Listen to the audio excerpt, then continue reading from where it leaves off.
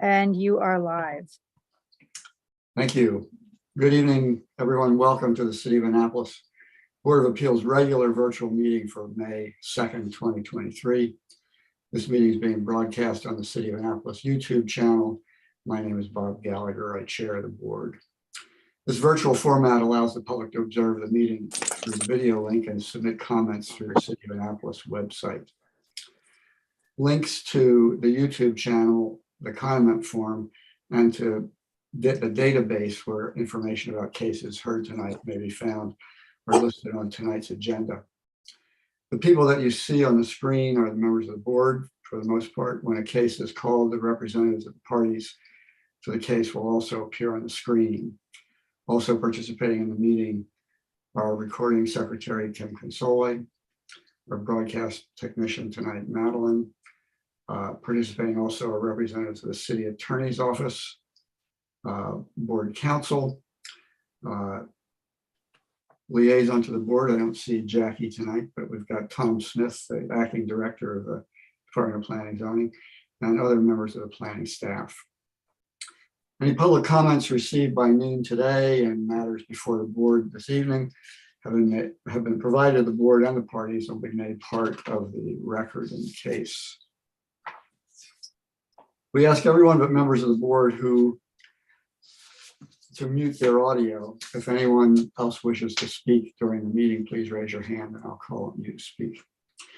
Let me remind everyone that communications with the board about any case by anyone other than a party to the case must go through the comment form. All communications by parties must go through the board liaison. No one should contact any member of the board directly about any case. So we'll begin the meeting with a roll call, if you would, Ms. Consoli. Mr. Gallagher, Yes. Dr. Chen, Present. Mr. Walsh, Present. Mr. Chairman, Mr. Hector did say that he was coming. I expect him anytime. We do not expect Mr. Zazali. All right. We have 3 members present right now. So you'll record Mr. Hector's appearance when he makes it. Correct. Even without Mr. Hector, it appears we have a quorum.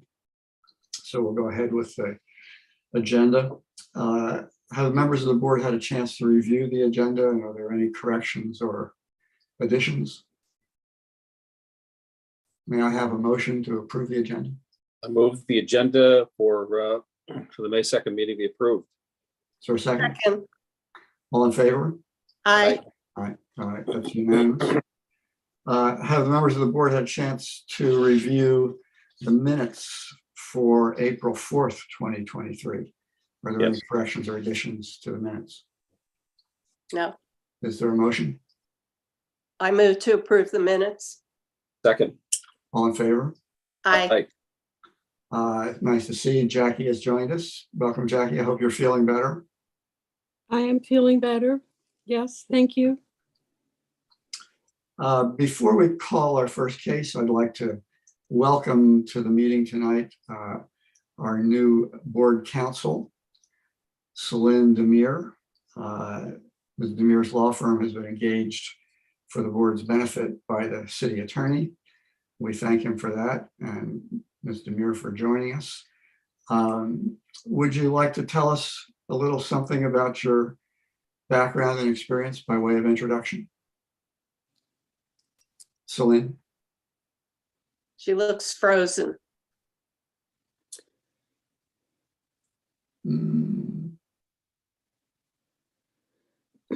Madeline, can you tell us anything about what's going on with our connection with board counsel? She looks frozen to me. I don't have any data on anything like that. All I right. think she may be muted, Bob. She should be able to hear us. Celine, if you can hear us, you might unmute your device. No? Well, all right, we'll proceed until we can connect with her again. The first substantive matter on the agenda tonight is a special exception application SE 2023 -0002. Oh, I She's think back. she's back. Celine, did you hear me before? Celine, can you hear us? Yeah, I got you. I just got disconnected for a second, but now I'm back. I mentioned that you were with us, joining us for the first time, and that we thank the city attorney for hiring you and your firm and you for being here. Would you like, by way of introduction, just to tell us a little bit about your background and experience? Yeah, sure. So I am new to Eckert Siemens, the board's counsel firm, but I'm not new to practice of law in Maryland and to land acquisition issues and zoning issues. I've been practicing in Maryland for a couple of years. Before that, I was practicing out in California. My focus is generally commercial litigation, and part of that is litigation involving land acquisitions and zoning issues. So I'm really excited to, meet everyone and work with the city of Annapolis. Good. Let me ask you one last question. Sure. We understand that the city attorney has engaged your firm on other matters as well, not for just this board, but other things. And of course, he's paying our bills. We're thankful for that. We're paying your bills. So under those circumstances, do you feel comfortable that even though they're paying your bills and hires your firm on other matters, that you can give to the board your exclusive loyalty on matters on which you represent the board? My understanding of the relationship between Eckert and the city of Annapolis is that we are counsel for the city of Annapolis and have been assigned to the board. I'm confident in my position here as board counsel, but anything beyond that is something that I would definitely have to ask or defer to Lisa, the other board's counsel on that. And if there's any other questions about that, we can definitely look into it and circle back, but that's my understanding of the relationship that we have with the board and the city of Annapolis. So I noticed that Lisa is on the attendance list as well. Lisa, can you clear that up? Is there any concern that your associate Celine cannot give her exclusive loyalty to the board in matters on which she represents the board?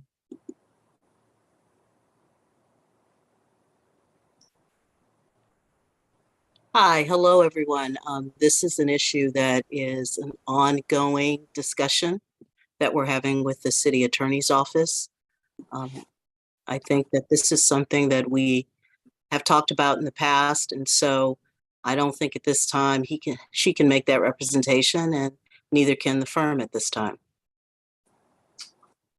Okay, well, at least we know where we stand on that one. All right, so we'll get back to the business at hand with special exception application 2023-0002, special exception application by Sandra Rosswork, owner to establish, oh no, that one's off the agenda, right, Jackie? Yes, we have rescheduled that item for the May 17th hearing. There was an issue with the notification, so we've re-advertised it, reposted it, and she has done re-notified.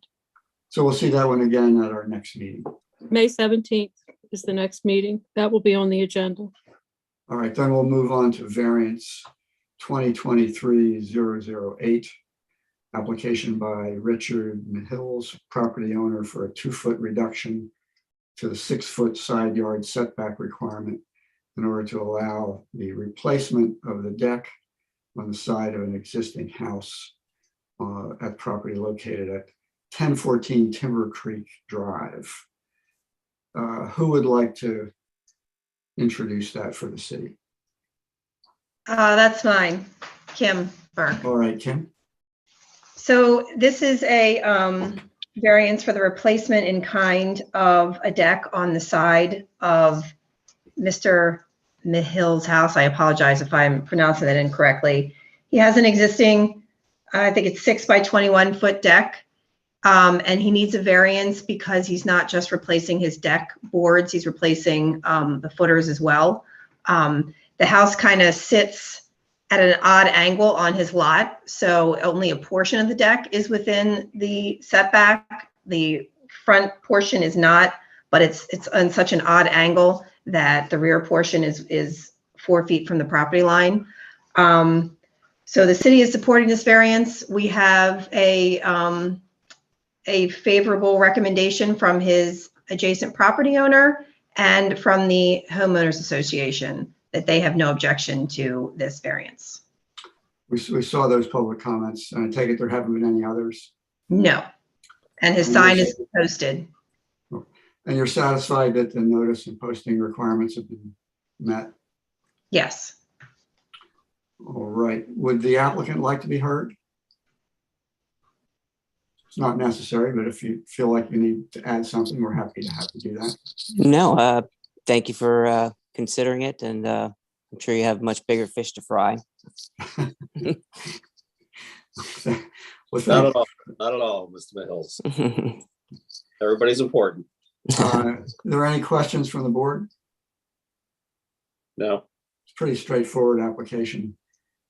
Basically rebuilding this deck in kind, if I'm not mistaken. So, Mr. Chairman, just a couple of confirmations.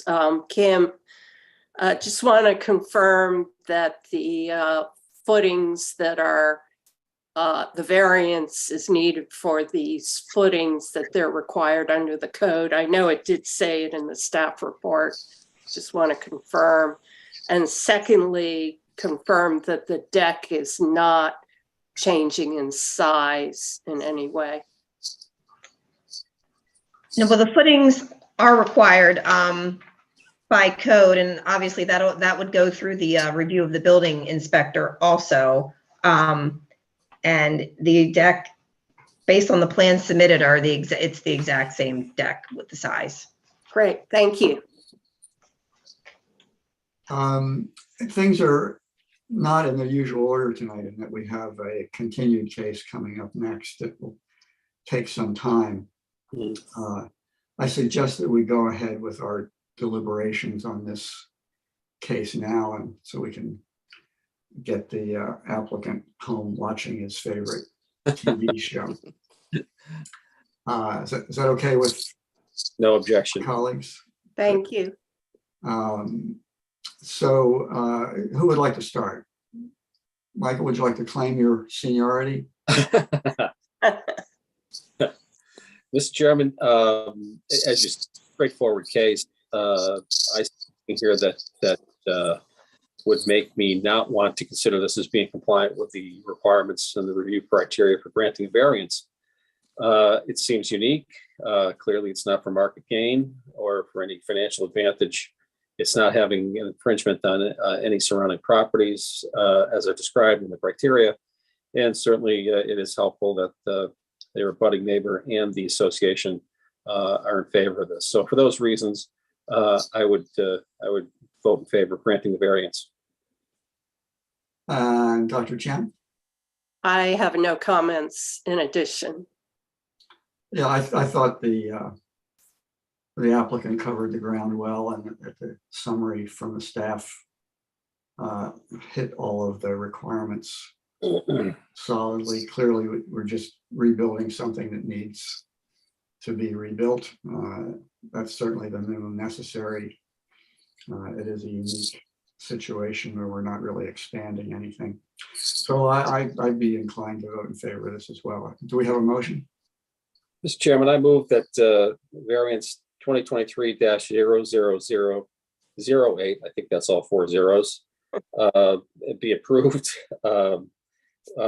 subject to the conditions as described in the staff report, that it meets all criteria provided for in the code for granting a variance, and I move it I recommend it favorably. Is there a second?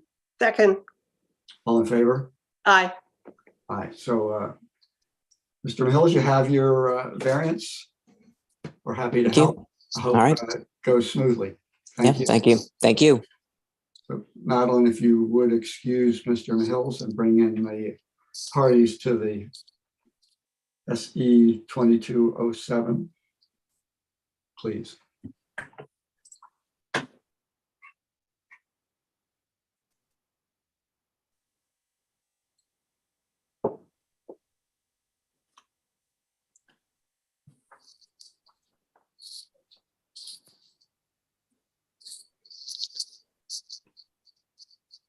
Let's see, Vadim.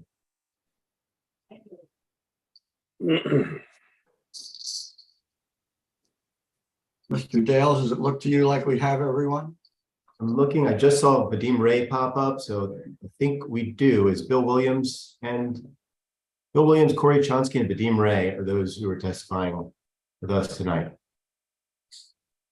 I'm not seeing Bill Williams. I am here. I'm There he on my screen, I'm right above you. That's it, Mr. Chairman. Okay, so this is case SE 2022-007, special exception application by FWCI Annapolis 2 LLC, property owner and Ogle Hall Alumni Organization, Inc., to establish and operate a 20-room inn and a social organization on properties located at 247 King George Street and 49 College Avenue. So would each of the persons who may offer testimony this evening please affirmatively acknowledge. Sorry, did I hear someone say something? Please affirm, subject to penalties for perjury, that the evidence you give before the board will be true to the best of your knowledge. Am I getting, how about raising a hand? Great, all right, thank you. So this case was introduced by the city on April 4th, but was continued till this evening to give the applicants and the city time to address certain issues with respect to public notice and posting. So could we start with an update from the city of where we are on notice and posting?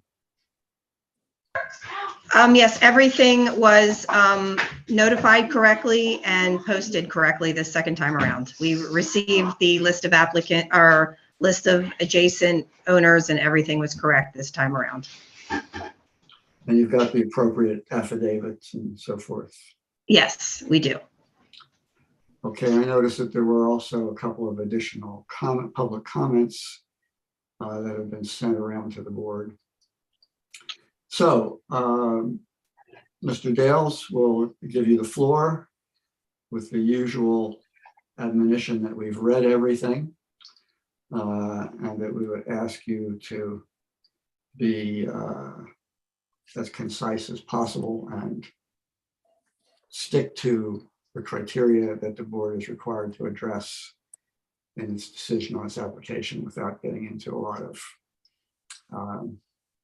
unnecessary material. So with that, it's all yours.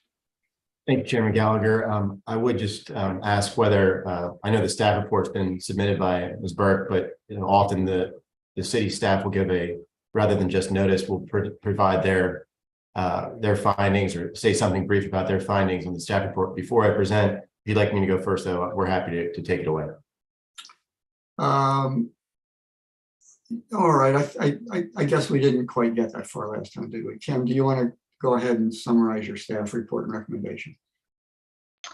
Yeah, I can do that. I thought we started to last week, but we'll do it, or last month. Yeah. So this is actually two separate applications, as we talked about before, two special exception applications. One for let me interrupt you there. Yeah. This is not sure. unusual. I don't remember in my tenure on the board having two applications presented at the same time. It's my position, I'm happy to be persuaded otherwise by anyone, that the board, as we address these applications, must apply each of the requirements to each of the two different uses. Is that correct? Yes. Okay.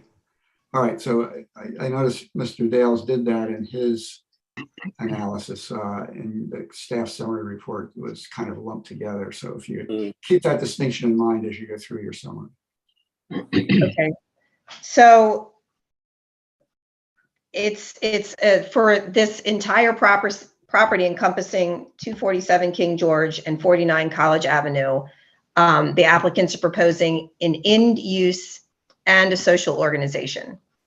I think maybe I'll do them a summary separate. So well, actually, let me jump to the exhibit by Alt Breeding Schwartz, which kind of breaks down each use and where each use will be. Let's see, 247 King George Street, which is Ogle Hall, that will be the building that will house the social organization. The social organization will be on, I guess, the basement, the first floor, and then the offices for that will be on the third floor. And the grounds in the rear of the 247 property and the 49 College Avenue property will be for the social organization. And the remaining carriage house at 247 King George will house 4 guest suites. And the building of 49 College Avenue will house 12 guest suites. And then the second floor of Ogle Hall will house 4 guest suites. If that is hopefully clear. So for parking for the social organization will be on site as required by code. They will have 3 parking spaces for the social organization. Parking for the in-use will be with the valet, like valet parking, and that parking agreement will be required to be in place, which is did somebody interrupt? I'm sorry. The parking agreement will be required to be in place prior to any permits, and we have that set as condition number 8 on our conditions. The social organization will be housed at 247 King George. So I know the issue came up as what a social organization is at the last brief meeting that we had. The code really doesn't have a clear definition of what a social organization is. However, the social organization is defined, as an organization of individuals who form an organization with mutual interest. So the Ogle Hall Alumni Association has formed a nonprofit organization, or will be forming a nonprofit organization for events associated with them and the Naval Academy Alumni Association. And the funds used from the events that they held will go towards the upkeep, the maintenance, and the renovations of the property. I know Mr. Dales is going to go into all of that with the resolution that he has submitted. And in all of the neighborhood comments that we've received, most of the issues for both of these are parking, which I know Mr. Dales will discuss as far as the inn and the social organization and what he has proposed with that. And the other conditions that were mainly concerned with the neighborhood for the social organization were the noise issues that could become an issue with the events that are held there. And I believe that we address the noise issues as condition number 9 in the staff report, or in the recommendations that talk about outdoor functions shall conclude no later than 8 p.m. And that there's to be no amplified music outside. And all the conditions that are, I think they're conditions, A through I, which pertain directly to the social organization use. So we kind of try to keep them separate in the report, or in the conditions. And that's a basic summary of what they want to do. There's no real landscaping or buffering that's required as anything for the parking or anything like that for this project. Okay. Thank you. Mr. Dales? Thank you, Mr. Chairman, and thank you, Ms. Burke, for presenting the city staff report and the recommendation for approval I want to do quick introductions. I have Vadim Ray and Corey Chonsky here from the applicant Fairwinds Capital, and also Bill Williams from Albright Schwartz as the architect.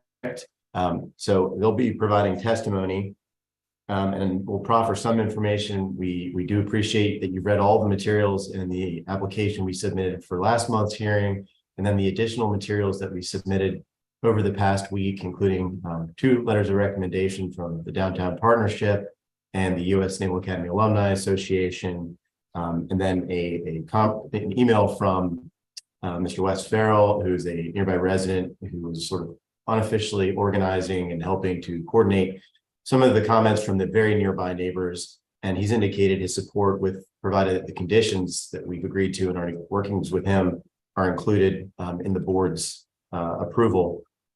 I also want to just cover 2 preliminary matters before we cover some key points that aren't, I think, in addition to the materials we've submitted.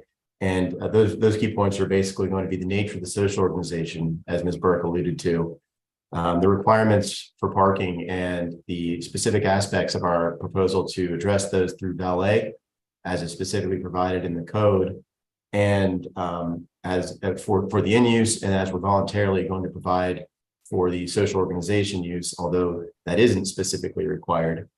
And then the third point that we'll address with some focus are the various concerns by the few comments that were received mostly last week, and then in a few additional, or last month, and a few additional comments since then for this meeting.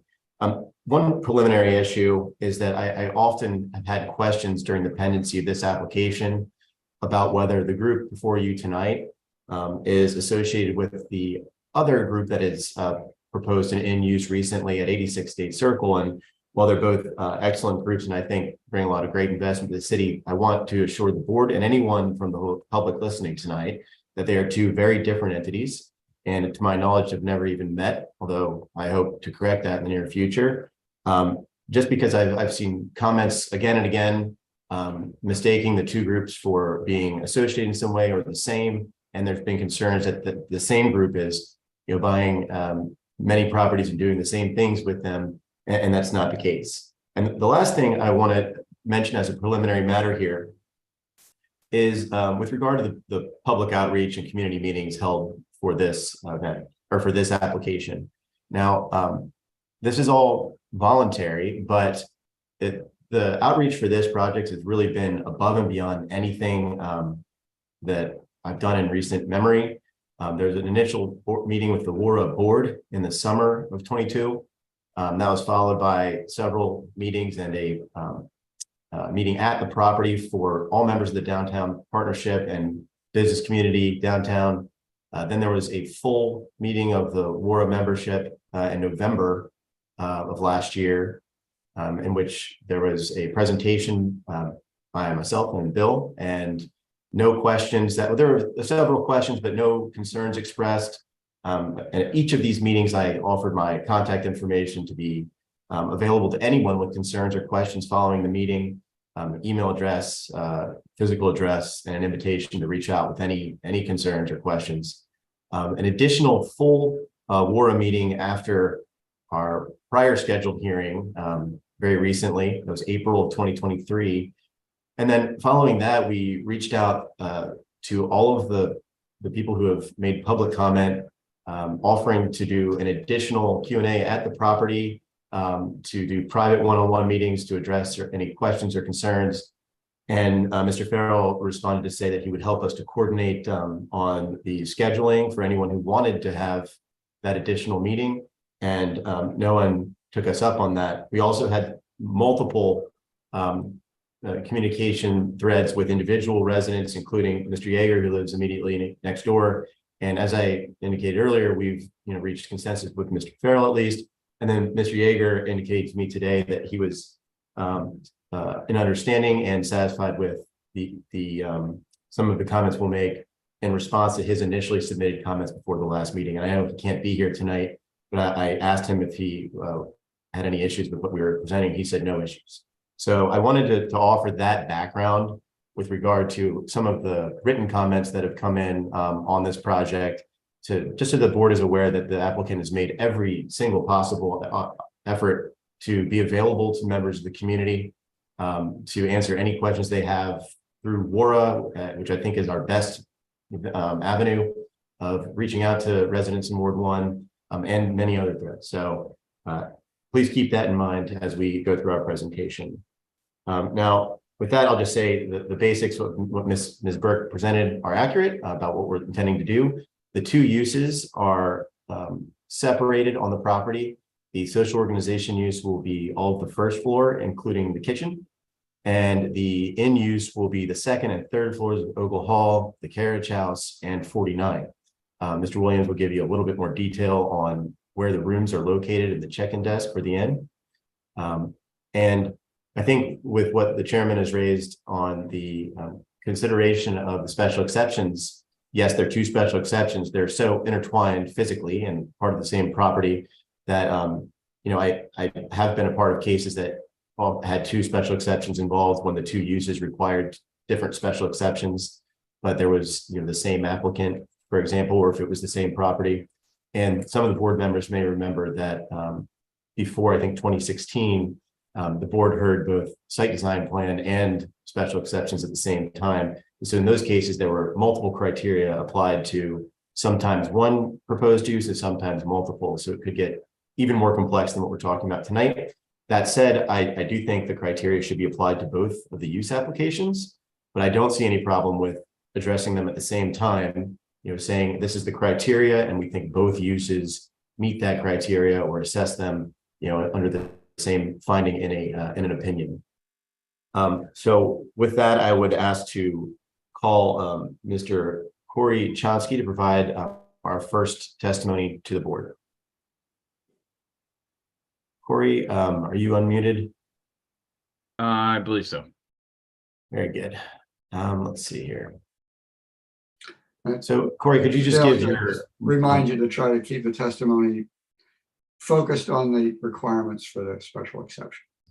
Appreciate that, Mr. Gallagher. I think everything we're going to present in testimony is intended to address the criteria and specifically some of the concerns that we're aware of that we think do relate to the criteria. And we just want to present our case on those.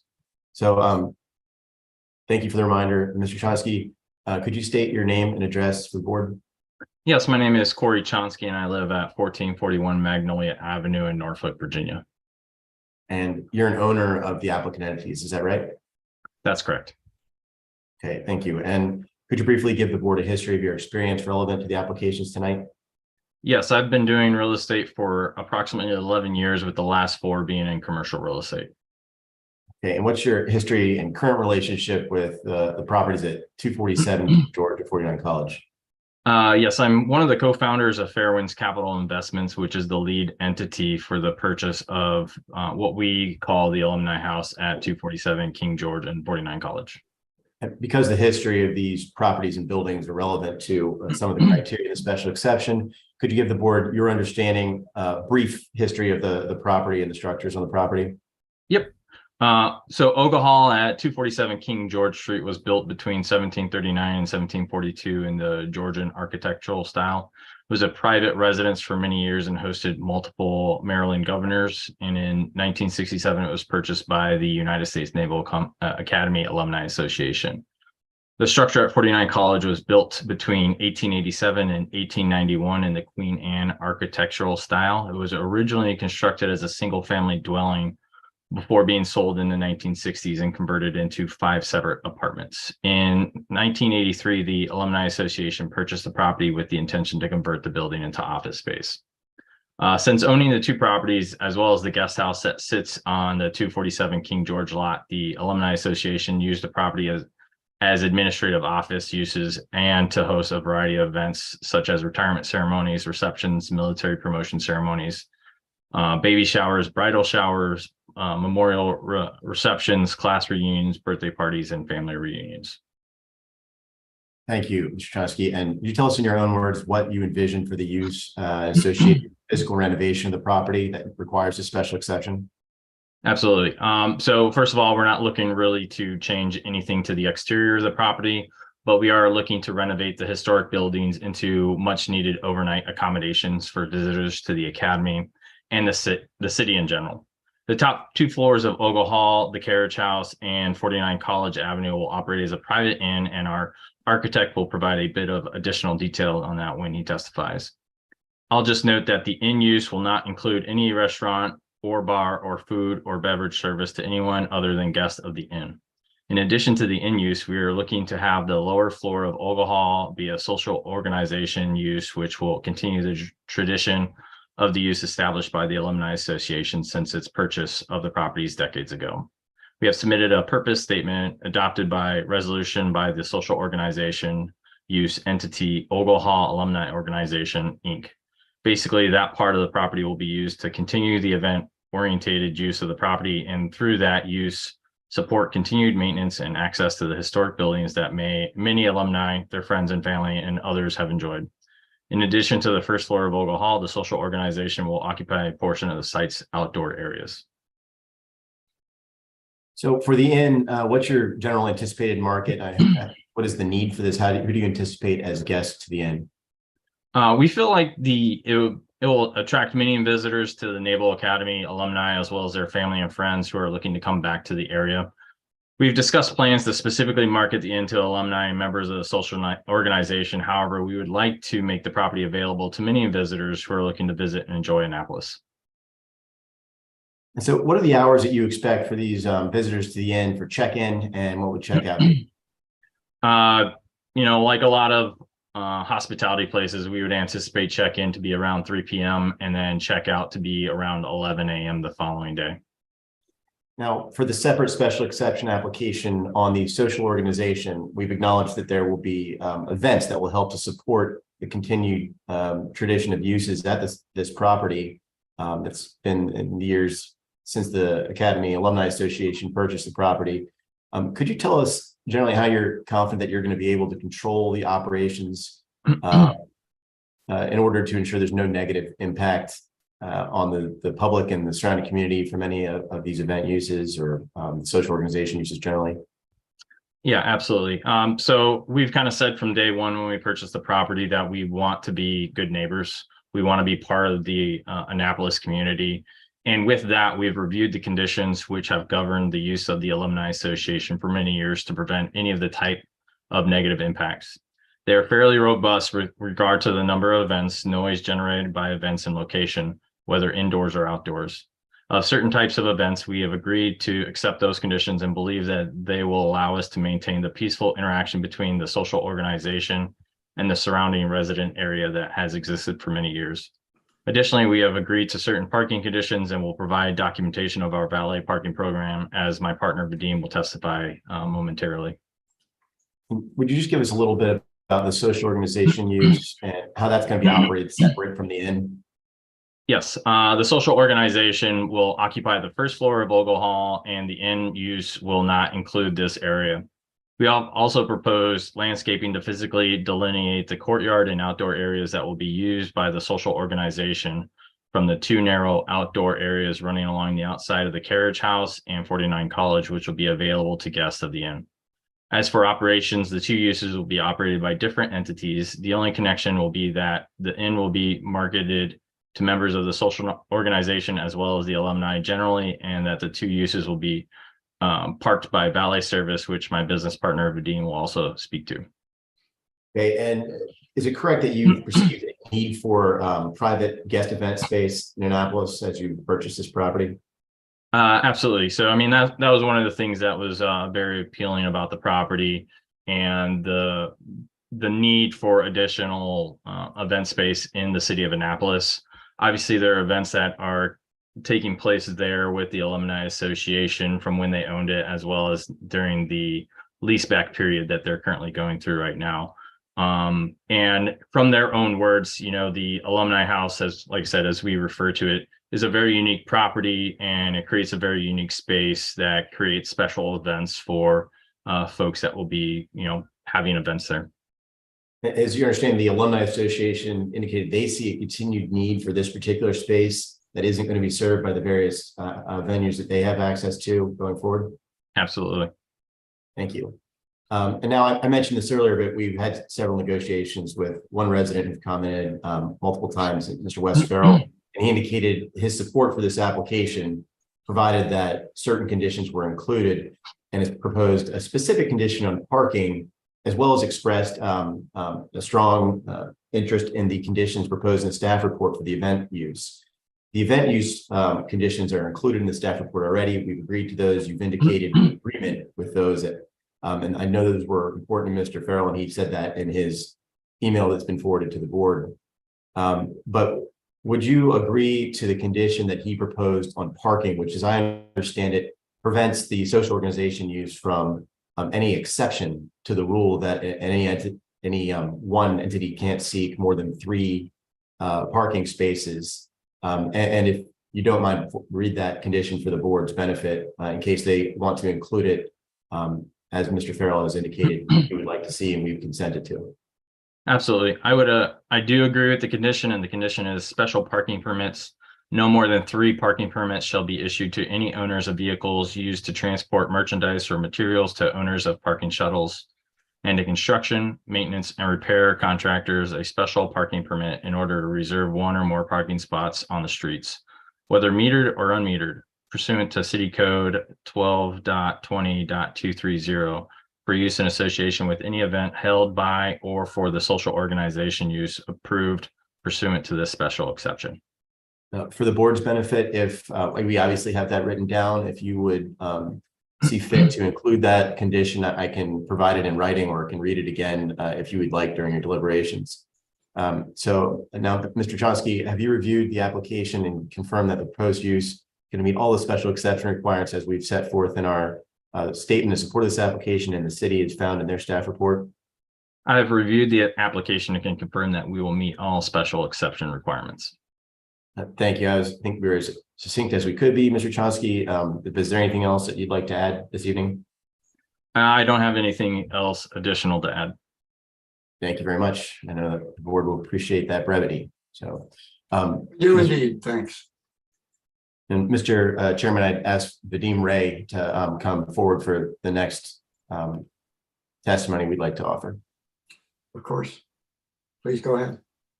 So, Mr. Ray, could you just state your name and address for the board? Vadim Ray. I live at 22 Permit Court, St. Augustine, Florida. Thank you very much. And you're also an owner of the applicant entities, correct? Correct. Okay. And could you briefly give the board the history of your experience relevant to the applications tonight? Yes. Similar to my business partner, Corey, I've been in real estate for 5 years, with 4 of those, the last 5 years being in commercial real estate. Now, Mr. Ray, it's my understanding that you, Mr. Chonsky, met through your service in the military. Is that correct? Could you just give a little bit about that to the board, as we have noted to WARA and the Downtown Partnership? Yeah, absolutely. Corey and I met while we were on active duty and participating in real estate investing in Norfolk, Virginia, and have since continued the partnership, having founded Fair Winds Capital Investments at the end of 2020. Thank you. Now, specifically on parking, you and I met with the Alumni Association on this for their input. We've worked together on the expectations, for what the expectations will be from the city towards your group with regard to valet. And could you just give a little detail on how the parking is going to be handled for the in-use, and how you're going to limit the impacts on local vehicle traffic, pedestrian traffic, and the neighborhood's quality of life? Absolutely. We're going to be using valet parking for the in parking requirements as specifically provided for in the zoning ordinance parking table. Although it's not required by the code, we're also proposing to valet the social organization use and any events associated with it. And prior to occupying the property, we'll be providing valet parking programs to the Department of Planning and Zoning to show compliance. No, and your understanding, what do those parking programs need to include when we provide them to the city? So they require a valet vendor and a location for the parking spaces that are going to be utilized, as well as the pickup and drop off operations. Along those lines, the Alumni Association has actually generously offered to make spaces that they control available to our valet. They've offered spaces in their new garage, as well as their numerous overflow spaces at the baseball stadium and other locations around town. So we're sure to have access to enough spaces off street for our valet program. Additionally, the Alumni Association has offered to make use of the gem carts to shuttle people parking at any of those parking locations into the Ogle House. So did they suggest that we also participate in that program with the gem carts? Yes, yes. They actually invited us both ways for us to participate in using their carts as well as having our own. Okay, now I appreciate that on the parking, and then with the focus on the purpose of the social organization, would you tell the board a little bit about the intended purpose for the Ogle Hall Alumni Organization that will be running the social organization use? Yeah, so for the purpose of the social organization, we've got a purpose statement that was adopted by resolution of the social organization, as Corey mentioned. We shared that with the city staff and work to ensure it complies with the interpretation of the city code. I hope the board will take a moment to read that statement, ask any questions regarding the purpose of the organization.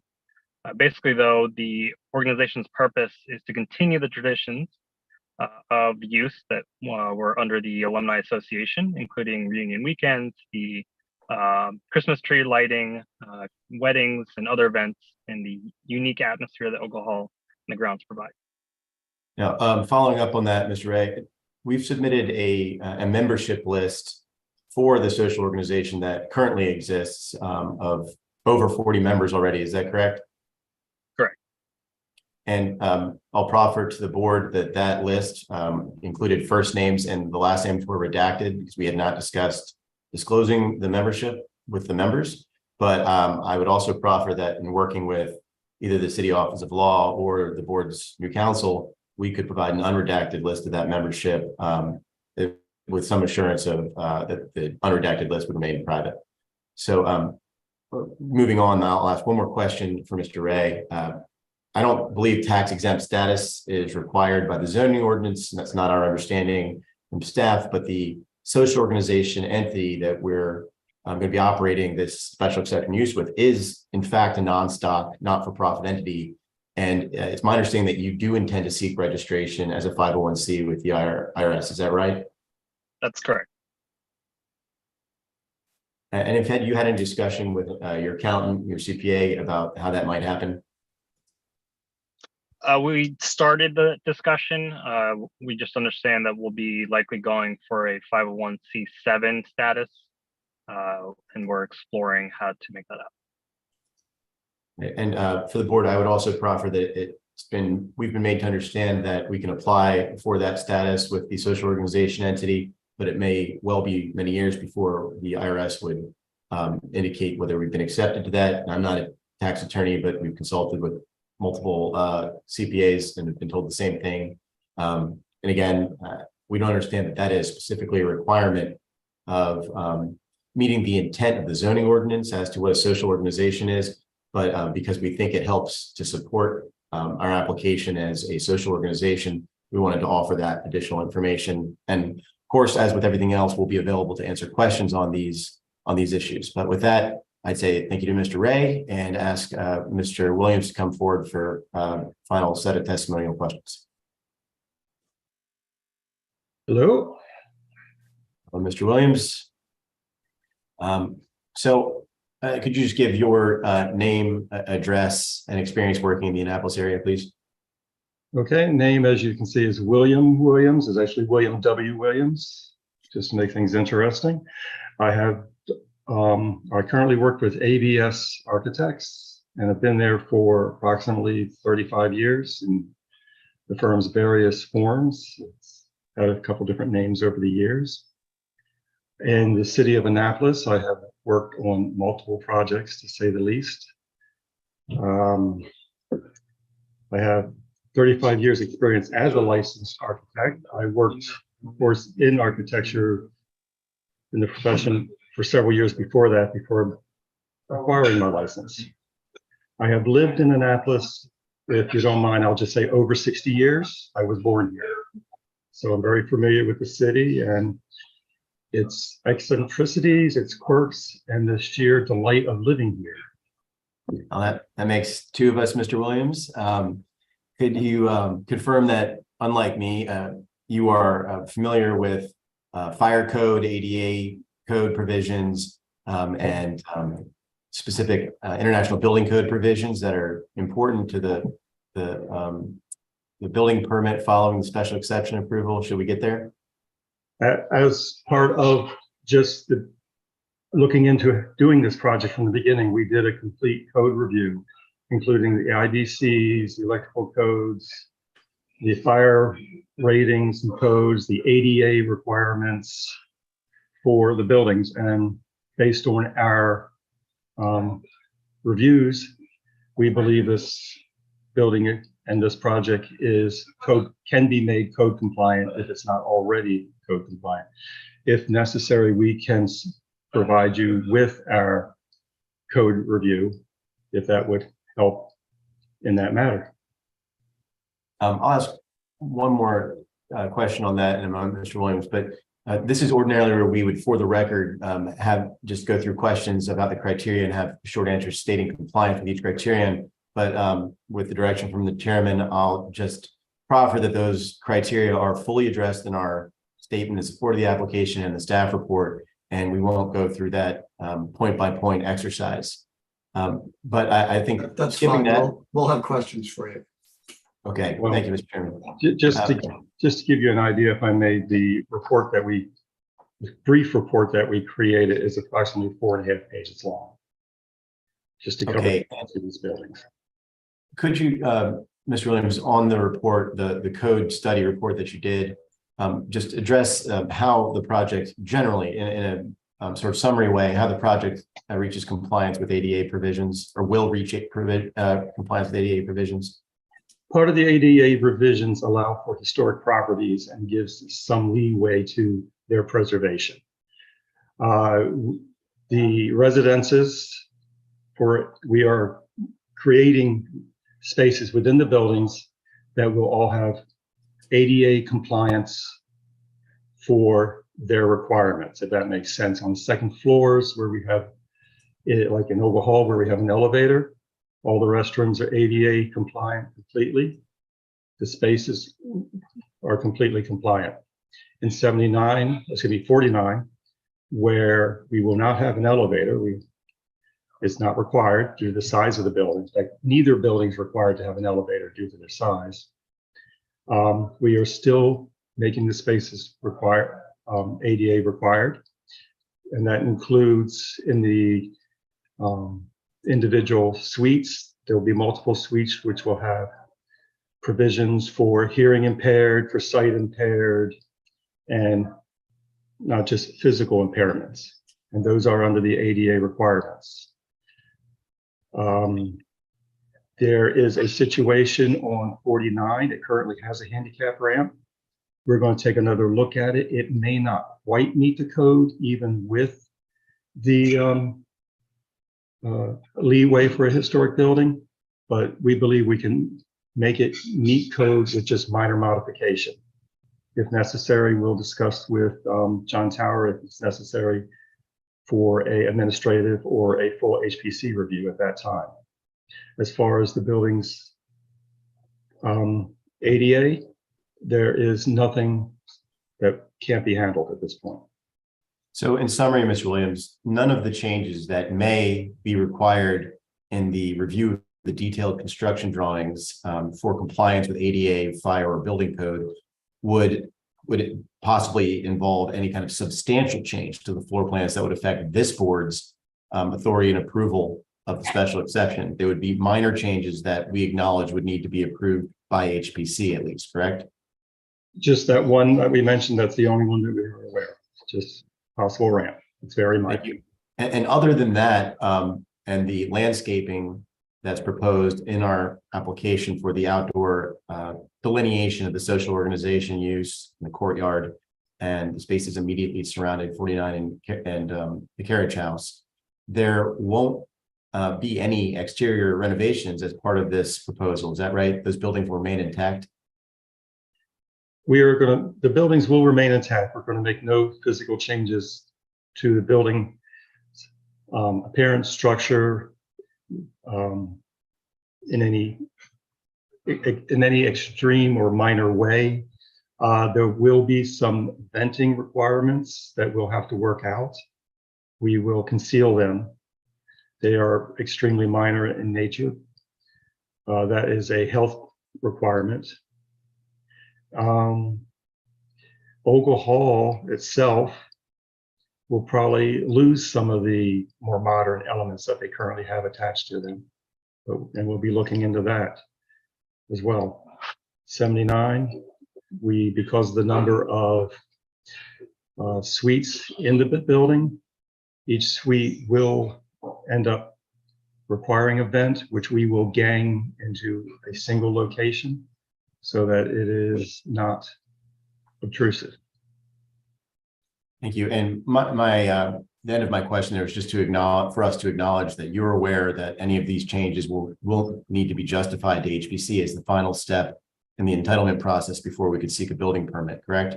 Correct. HPC is the first one that gets to take a look. As there are two processes within the city. One is the administrative, the other is the full board. Administrative is more on the line of repairs and extremely minor elements that are outlined by the city that the city representative, in this case, John Tower, can make a decision on that.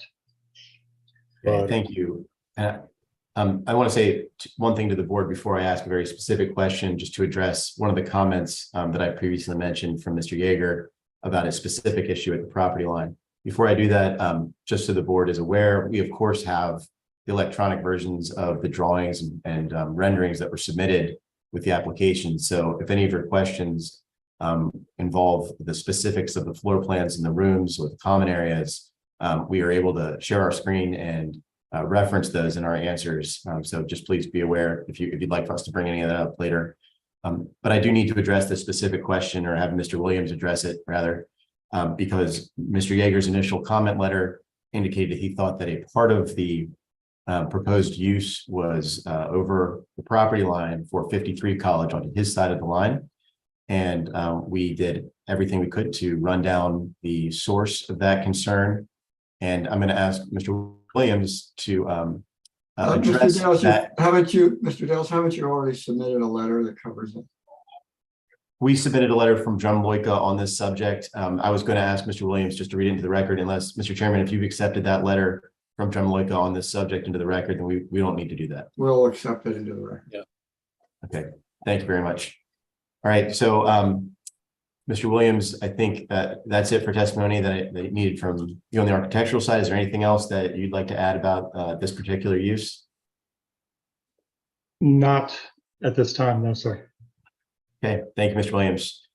So, Mr. Chairman, we would conclude except to make ourselves available to you for your questions, and reserving the right to respond to any of the public comments about our application. I'm sure I'll have plenty of questions for you. Madeline, do we have any members of the public who are present and interested in testifying? I don't believe so. I admitted everyone on my list, and I think Kim said they were all with the group. Okay, so let me. But I could be wrong because Robin just raised her hand. So we do have someone?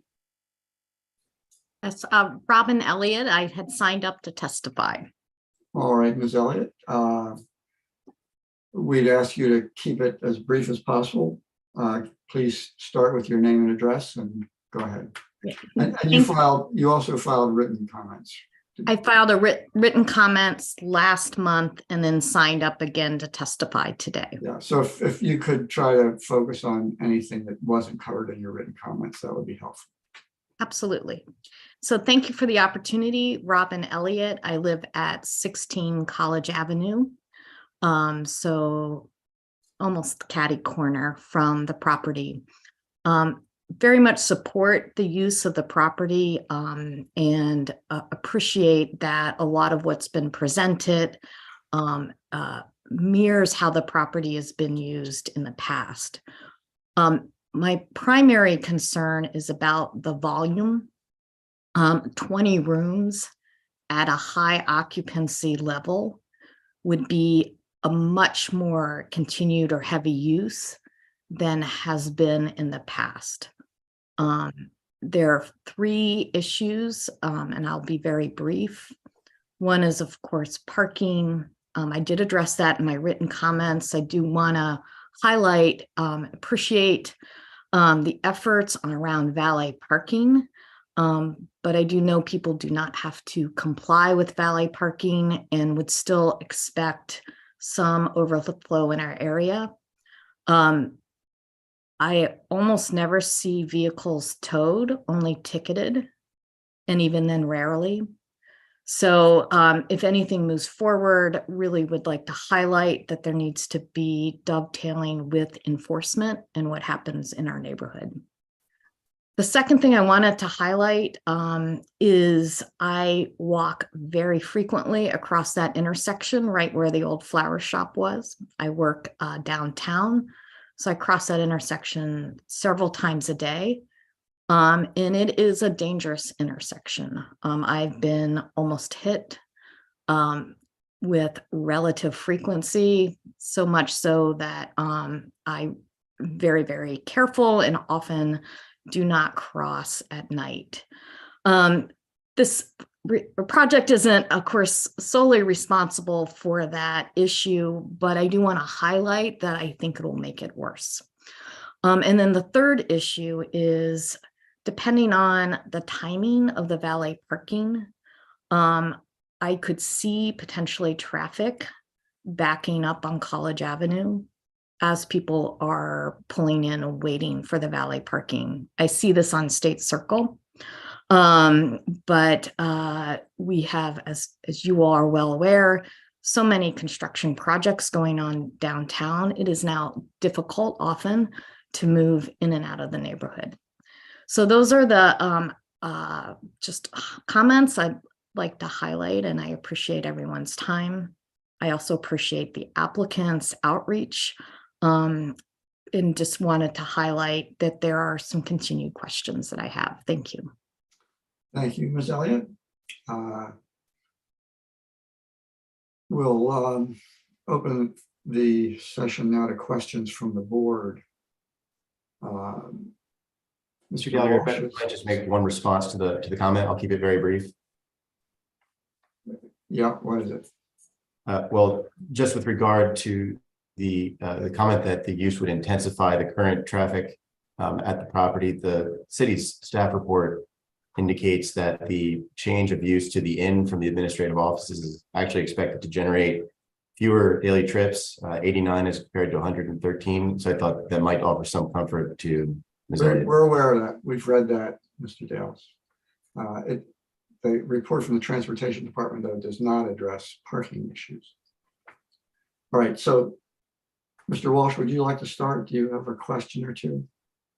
I do, Mr. Chairman. Thank you very much for your, everybody, thank you for your presentation.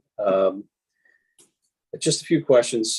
First of all, I mean, we've read through all of your application filings, the support documents, and the public comments as well. And they boil down to primarily, in my mind, the 2 issues which Ms. Elliott just referred to, which is primarily the parking and to a certain extent noise, but I'll get to that in a few moments.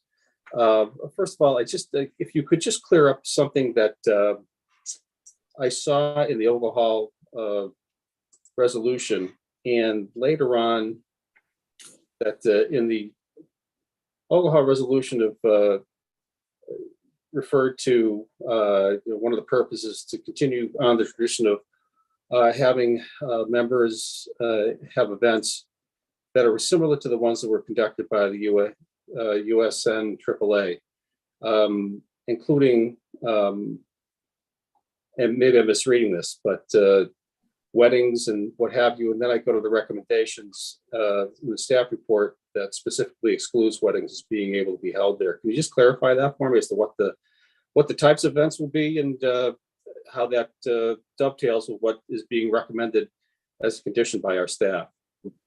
Yeah, so it's our understanding that weddings have been held at Ogle Hall. We have heard from members of the public who've said they've had weddings there. And we would not like that to be in the conditions, since we understand from all the residents that the concern is that the uses continue as they have. And we developed that purpose statement to adopt as a resolution in conference with and with the advice from the USN AAA. And so they read all of the proposed purpose statements and said that they thought they were very supportive and could confirm that they believe that they reflect what the property has been used for. So we would intend to have the same types of events there that have been held, subject to the conditions, on the times and volumes and location of those events. Mr. Walsh, could I stick my nose in here for? Oh, please do, yeah.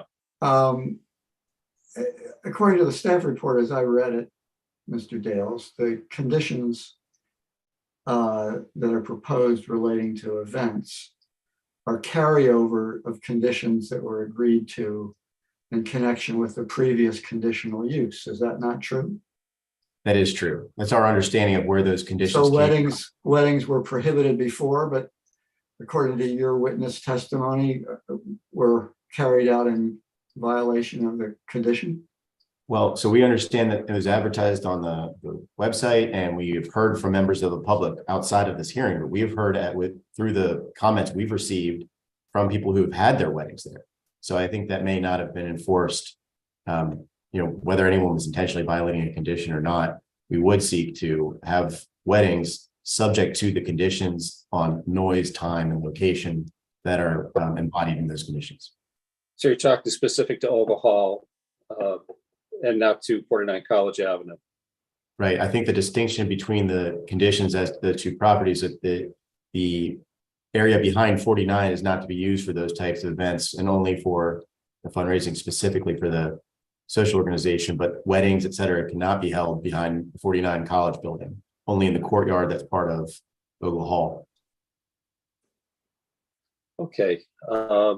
Yeah, just a quick question. And again, this goes to what the chairman initially mentioned about how it's kind of unusual for us to take on two special exceptions under the same application. So forgive me if I'm just trying to untangle what I see here. And one is the relationship between the Olga Hall Association and Fair Winds Capital. Is there any overlapping members of those organizations? Well, no, they're separate entities, Mr. Walsh, and the social organization is a non-stock corporation. It doesn't have members, doesn't have owners, stock or shareholders. So it's going to be operated as a not-for-profit with the board of directors. And Mr. Chonsky or Mr. Ray can say who the president of the social organization is. Mr. Chonsky. Yes, the president of the social organization is a partner of Fair Winds Capital, but his name is Jonathan New. And Mr. Walsh, many of the members of the social organization will be associates of the Fair Winds members and other graduates of the Naval Academy. Mr. Chonsky and Mr. Ray are not graduates, and they can answer any questions you have about that. But many members of the class of 06 from the Academy are members of Fair Winds in some capacity and would be members of the social organization. The only thing I'll add to that is not Fair Winds, but the entity that owns the Alumni Association properties. So I mean that is a separate entity. It's FWCI O2 Annapolis. Okay, on to parking, and if you could just clarify for me, Vadim, if you would. First of all, you referred to a valet, and that's required that a valet service be subject to the approval of the Planning and Zoning Department as well as the City Law Department. Well, you know what? Before I get there, if Mr. Williams, a question I have is just you give me a quick overview of how this is going to operate. Somebody's checking into, first of all, on the use of the inn. How do they check in? How do they park? How do they get to from their vehicles to the facility, or do they probably, if you could just clarify that for me at the outset. As far as where they check in, that would be on 49. First floor 49 is set up for patrons to enter and from there receive their suite locations and receive whatever assistance they do need. I'm going to have to defer to Mr. Dales as far as how the valet parking is going to work. There is currently drive area right there in front of 49 and the carriage house both that's been parked and has been parking for quite a while. I would suspect that allows pull-off for valet parking, but I'm not sure of the actual physical operational plans. Mr. Walsh, if I may, we had said we are amenable to wherever city staff or this board would like the valet to operate. There are 2 locations on site for stacked spaces. Each location has 2 stacked spaces, which exceeds the parking requirements for the social organization on site. Either one of those or a pull up from the curb would be an acceptable place for us to have the valet meet residents as they arrive and to take their cars away from the site. I could or ask Sarah to share a screen to show the site if it would help for us to reference that as we discuss that. I mean, unless the others want that, I'm familiar with where the parking spaces are at the site, both sites actually, having reviewed that today, so that's not necessary. I guess the question I wouldn't mind seeing that. Okay. Yeah. Sure. One moment. Looking at the drawing that was submitted with materials, it wasn't that clear to me. Yeah. And Mr. Walsh, I'll chime in with something that we're considering in terms of the valet, is having the valet operation actually be off-site at the new Alumni Association property where the parking would be. And that way it completely detaches the parking and congestion issue from Ogle House and 49 College. And that way we can also better leverage. And that was my next question, was you referenced that in your remarks as well as at Bishop Stadium parking lot as well. Correct. And that, so presumably that would be operated under the auspices of the Alumni Association? The exact structure of that partnership is being discussed, but they had offered for us to utilize those spaces. And I think when the conversation on that subject happened, the specific offer was on weekends where downtown might be particularly crowded or there might be large events happening, that if it was possible to have guests arrive offsite and then use the gem carts to get to the property, they were wanting us to know that that was being offered and available to us. That's the question I had. So this would be in addition to a valet service, an overflow. I mean, just trying to get a sense of, because the valet service is required under the conditions that are being proposed by the staff. I think it's a version of the valet service as an alternative, either all the time, if that's what the board and city staff would support, or as an option to be utilized when necessary, so that there would typically be valet at the site, and other times valet could be offered to be dropped off site to keep cars away from the corner of College and King George. Okay, I see it up. So if you want to describe where the on-site parking is at the moment, and Mr. Chairman, feel free to jump in with anything you wish to discuss. Yeah, if you could just show us where the employee parking is and where any other parking spaces are and what the possibilities are for people to avail themselves of the valet parking. There are, I don't think you can see my cursor because I'm not actually the one sharing my screen, but if you look at the handicap space along College, and then just going deeper into the site, you can see an additional 2 stacked spaces in that lighter shaded area adjacent to 49 College building. Right, yeah, you've got it, Sarah. And then there's another 2 existing stacked spaces in front of the carriage house. And any of those areas can be made available for the valet signs for guests who arrive to pull up and give their car to the valet. But where's the employee parking? Well, so the employee parking is only 2 spaces. We have excess spaces. And I think Ms. Burke can chime in here, but my understanding is the 2 employees for the social organization, the only 2 required on-site spaces. We also have a handicap space in front of 49 College, so we could use the area adjacent to that handicap space, or either of the two space areas as an opportunity for the valet drop-off to occur. Okay, that helps. And I think another important thing with the valet question that's arisen through comments from the members of the board and from the public relates to our ability to ensure that guests would actually use the valet. And I've been thinking about that issue since our last meeting, and it occurs to me that valet parking, we specifically provided for in the code as an alternative to on-site parking, is really no different than on-site parking in this way. So if you have an on-site lot, you can't require guests of your hotel or your inn to come and park their vehicles if they have them and they're not using rideshare. You can't require them to use those spaces any more than we can require the valet. They could choose to park on the street, but the requirement in the zoning ordinance reflects our responsibility as the applicants for this use to make that available and make it, clearly known to guests that that service is available. I don't think the requirement in the zoning ordinance is to ensure strictly that every single person will use it. I would suspect that most guests, knowing that there's valet, will avail themselves of it. But I just want to point out that I see that it's very similar to the requirements for on-site parking. Well, Mr. Dales, is there anything that would prohibit you from including the cost of valet parking in your room rate? I don't think there use is. But well, I think Mr. Ray has a comment on that he's made to the Wara group before. Vadim.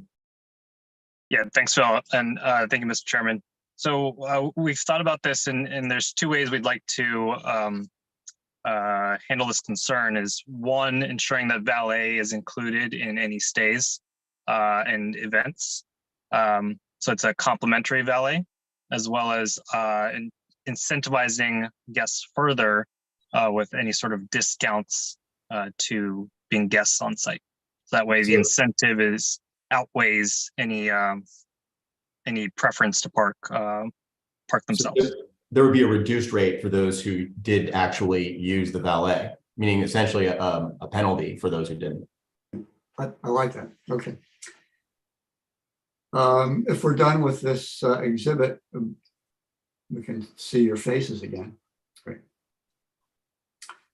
Mr. Walsh, sorry for the interruption. I'll give the floor to somebody else, Mr. Chairman. Dr. Chan? Thank you, Mr. Chairman. I also picked up on the inconsistency with regard to the events between the staff report and prior use comments made during today's testimony, which raises concern in my mind. I also have concerns about the parking, so I'm not going to hash that. I did note with the room configurations that potentially, because of the size of the rooms, I think there are 20, how many rooms are there? 22 rooms? 20. Inns are limited. And I believe in the rooms there are 2 queen size beds, if I read the drawing correctly. There are different size rooms, and Mr. Williams could give some detail on the several So different. what is the total number of potential occupants if every room is full? Well, I would have to, honestly, I'd have to go back and count up the full occupancy on that line. As far as the beds are concerned, there are rooms that have 2 beds, or a few that have a single bed. The beds, I believe, are on most or on many of the rooms are actually doubles and not queens. There are some queens in there. And again, it depends on the size of the room itself.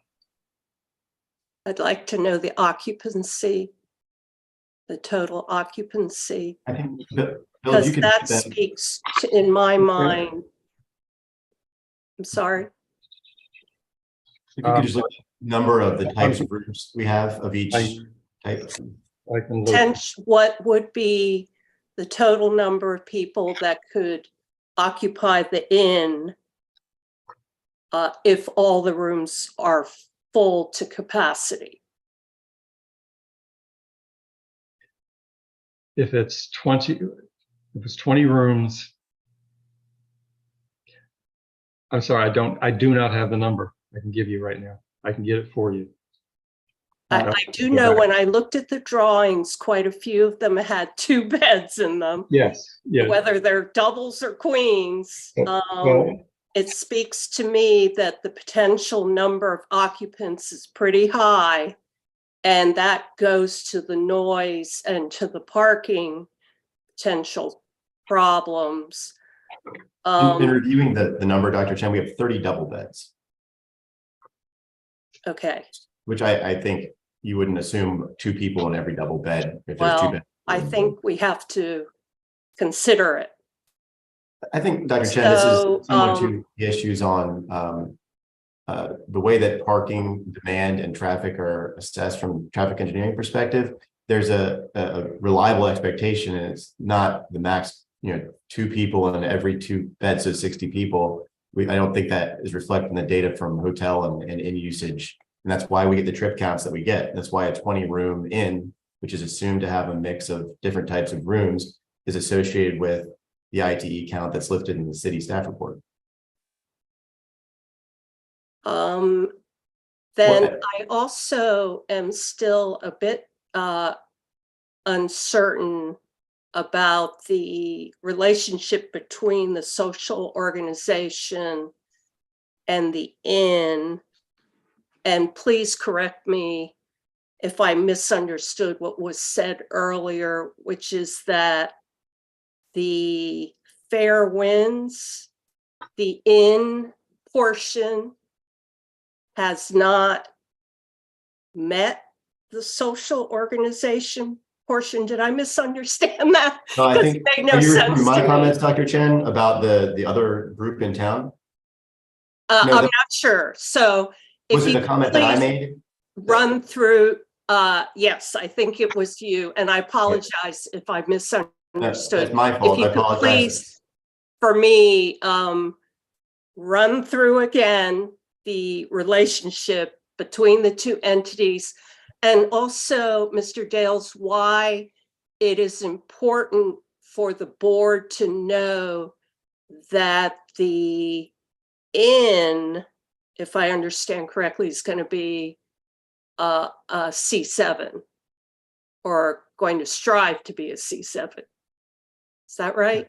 So I'll do one at a time. I think first. Thank you. I'll get to the relationship between the social organization and the inn shortly. But first, let me say my comment regarding the 2 groups is really about the many questions that we have had from members of the public who have had confusion between this group and the group of applicants on another prior application that you heard recently on 86 State Circle.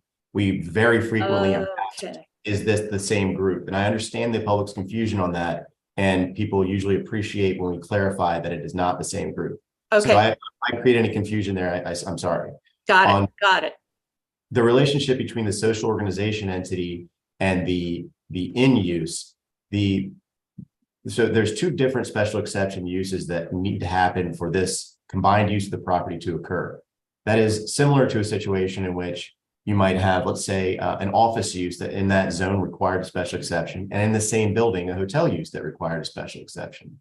Now you'd have potentially 2 applicants, and likely 2 applicants in that scenario. But when they're looking for the special exception required to approve that building, you're going to have that application come in as a joint application. It's not, I think, at all unusual or irregular for that to occur when you have mixed uses on a property, unless that is coming in as a planned development or a situation tailored to mixed uses. There are simply 2 uses in the building, both requiring special exceptions. Now, in this case, the social organization is a specific type of use, undefined in the code, but which already occurs on the same property with the administrative office use. So the 2 entities here were set up to allow that to continue, with the social organization being not for profit and having a membership that is not an ownership group, but a long list of members who are all interested in forwarding the purpose of that organization to continue the relationship that the Academy grads and family members and their family and friends and extended network have had with Ogle Hall.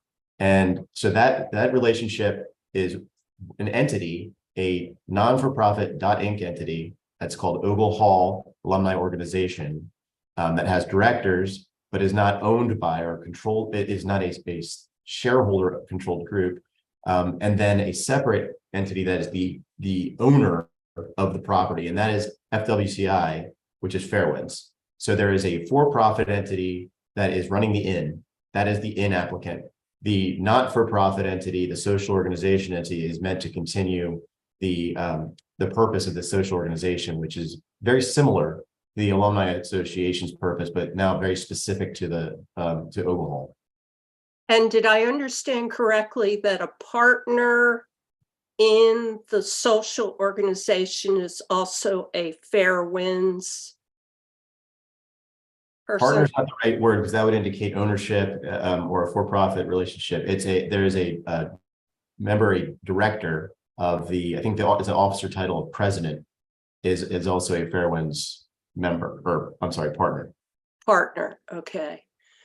And the reason, Mr. Dales, I'm picking this apart is because I want to understand how closely the two organizations are going to be working together to ensure that, for example, we don't run afoul of too much noise, parking problems, because the right hand doesn't know what the left hand is doing. The inn doesn't know what the social organization is doing, but that the two are walking hand in hand. That's Evolved to a point now where we have a pretty good idea of how that's going to work from our conversations with the Alumni Association. And they've asked that, they would welcome the inn being made priority available to the alumni, and the same with the use of the event space. And the left hand and right hand will absolutely know what each is doing, but the thing that will not cross over is that the guests of the inn, there's going to be this physical separation outside and within the buildings, the first floor only being social organization, the inn's on second and third. So there will be no service of food to the public, nor to the members. People who are visiting the social organization are not going to be receiving any kind of food or beverage from the inn. Now, with something like parking, and you're referring to how many people might come to the inn, the left and right hand knowing what each other are doing is important, because the Alumni Associations offer to make whatever number of spaces we need available to both uses. And to know how many spaces are required by the code, we need to know how many rooms there are, because that's what the code requirement for inns is based on. It says you can meet that requirement through valet. So we calculate the number of spaces required, and we could even exceed that if we find that this configuration of rooms should have more parking. But we'll have those number of spaces available to us in addition to spaces needed for the social organization's events, and we will identify those in the valet programs to satisfy the parking requirement that need to be approved before we get a permit. So I would like to hear from Mr. Chonsky with regard to what Fairwinds envisions the inn business prioritizing, because we've heard about steps that can be taken to help alleviate any potential parking problem associated with the Alumni Association. Do you envision that the majority of your business at the inn is going to be associated with the social organization? Well, I mean, just due to the nature and connection that we have with the Navy and the Naval Academy Alumni Association, we do anticipate, a significant portion of our guests being folks that are looking to come back and visit the Naval Academy or back for events.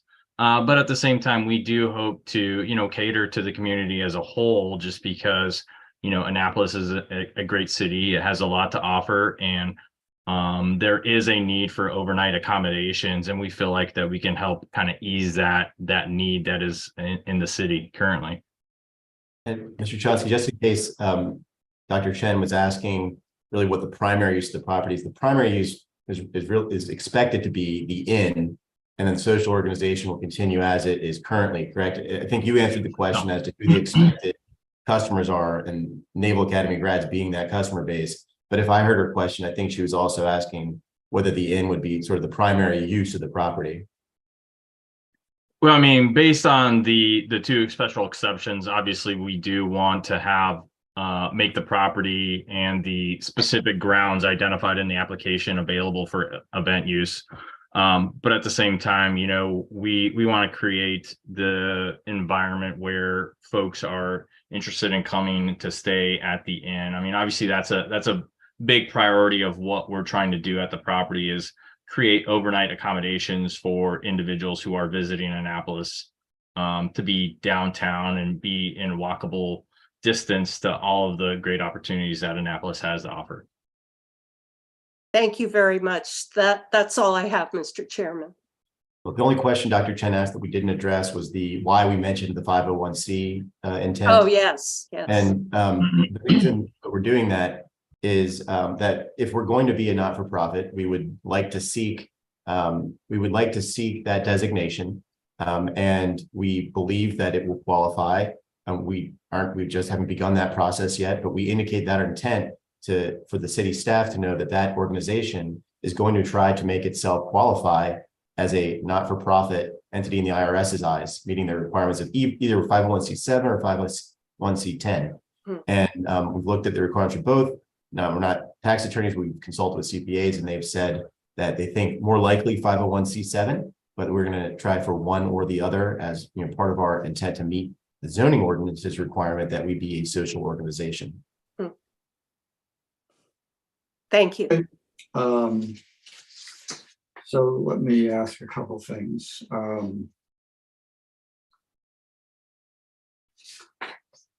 Delivery. I think one of the conditions is that deliveries are going to be made from a loading zone, which is essentially 2 blocks away. It's on the opposite corner of the block where your property is located. Is that reasonable, and how is that enforced? I think the enforcement question might be for Ms. Burke, but the reasonability, we've mentioned in our application that we expect a far lower intensity of use from an inn than from a hotel. And so the deliveries would be far less frequent, and it wouldn't be as big of a burden for the inn use to be receiving, you know, deliveries a few blocks away as it would be for a typical hotel that goes through a lot more materials. But Ms. Burke may be able to answer on the enforcement provision. Oh, I don't want to trouble Ms. Burke. She's not the one who can get laws enforced, I'm afraid. I wish she was. Have you made any decisions on things you might be willing to do to reduce the environmental impacts of the project, like any additional plantings, commitment to an EV charging station, anything like that? Yeah, Mr. Chairman, I'd ask Ms. Neal to share our screen with the renderings of the courtyard. There are specific landscaping elements proposed that we think would help with the environmental impact of the project, would also help with the compatibility of the two uses, but we recognize those exterior improvements are subject to HPC approval. So we're going to go to HPC with our landscaping, ask them if they like this or would like it to change, and then we'll put in what they'll let us. And while Ms. Neal brings that up, I think we have a couple renderings here. That's just a view of the building from the street. But if we get to a view of the courtyard, maybe it's the next slide, Sarah. There we go. So all that landscaping, it's not existing, and Mr. Williams might be able to add some detail on it, but we're intending to show what we would like to do there to create that border around the courtyard that then provide some screening from the guests of the inn and the buildings you see to the back left of the image, who might be at a table if there's an event that day, it might be outside at a table and appreciate some sort of screening from an event that's going on. For the EV stations, we discussed that after you brought our attention to it at the last hearing, and again, are willing to do that with one EV charging station per stacked space location. So a total of 2 for potentially the employees who would be the only ones using those spaces. But again, subject to HPC approval, the only thing we wouldn't want is being stuck between a rock and a hard place where that was a condition that HPC then wouldn't let us do. But otherwise, we're happy to. That sounds good.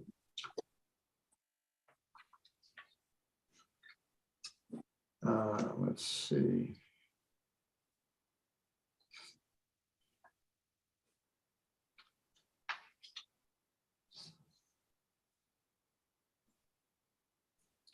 So you mentioned a condition on getting parking permits, and you'll send us that by email? Yes, I can send that by email immediately after the hearing.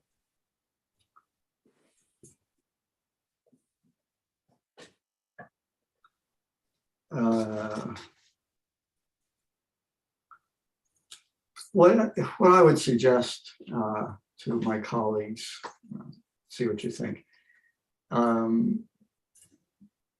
Because it's a complicated project, and it's even more complicated because it's 2 uses. We have scheduled a special meeting for the 17th in case we went overtime on this. And while we could shoulder on and try to deliberate and make a decision probably before 9 if we were diligent. My preference would be to kick over deliberations and decision to the meeting on the 17th. So we can digest this stuff a little more thoroughly. You read my mind. I was going to ask you that very same thing. Yeah, I'd like to take a little bit better look at a few things, not least of which is another look at the city's traffic impact report. It doesn't speak to parking, but a lot of the questions that came up tonight, I'd like to just look again with what the materials that we've received. Oh yeah, one question going back to the events. The condition on events, what number is that? Maybe 10 or 11? Yeah. 10, I guess. 10A. By its terms, doesn't apply to the inn. No. So won't the inn be having events on the property? No, the inn can't have events because we're not going to serve food to people who aren't guests of the inn. It's really hard to have good events without food. So the inn use would be separate from and won't be holding events. It would just be the social organization holding events. Is there anything in the draft conditions that prohibits the inn from having events? We would be amenable to that type of a condition. And all right, that would be great. So if you would get us as soon as you can. Dr. Chen, did you have a thought on whether we continue it to the 17th? That's fine with me. I can attend that meeting. Great. So if you would get us, Mr. Dales, a